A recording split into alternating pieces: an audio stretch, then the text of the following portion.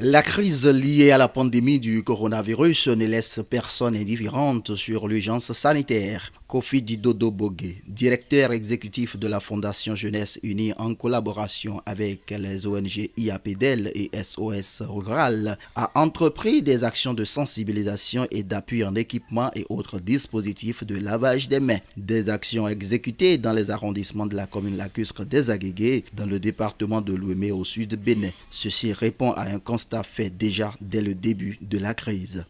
Le début de la crise Corona a été marqué par la désinformation, induisant la circulation de fausses informations sur la pandémie, au point où certaines communautés ont cru que les masques de protection étaient destinés aux personnes infectées par le virus Corona. Pour d'autres, le masque se porte au moment où l'on est prêt à monter à bord de son engin, au risque de se faire interpeller par la police.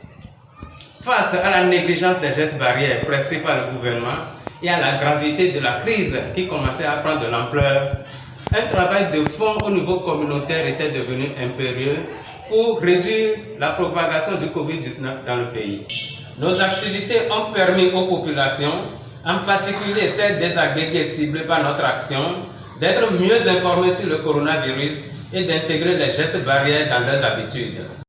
Les gestes barrières doivent donc toujours être de mise pour circonscrire le mal.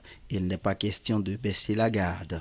C'est le lieu de rappeler que la fin du confinement ne rime pas avec la fin des mesures barrières.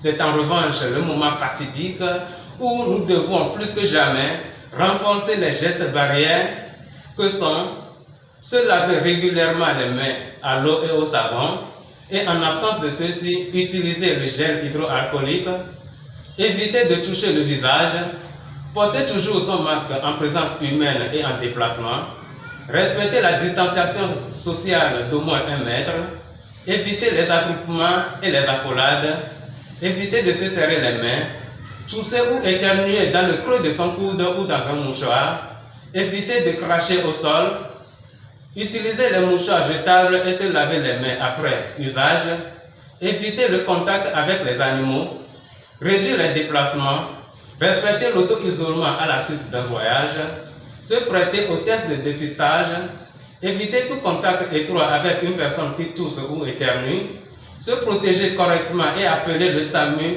ou un centre de prise en charge en cas de manifestation symptomatique de la maladie, éviter les services de ou à toute personne qui néglige l'un ou l'autre de ces gestes.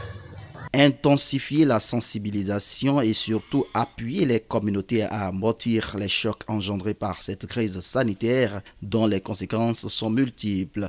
Les apports des uns et des autres sont souhaitables. Nous lançons donc un appel aux diverses parties prenantes de la gestion de cette crise à avoir une vision claire dans l'élaboration des politiques et programmes liés à la pandémie pour que les interventions soient encore plus efficaces.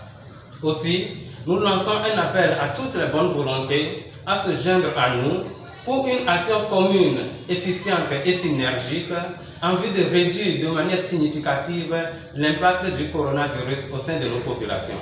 En somme, le coronavirus existe et fait des ravages. Il urge alors que chacun se protège pour ensuite protéger les autres. Aucun effort ne sera de trop.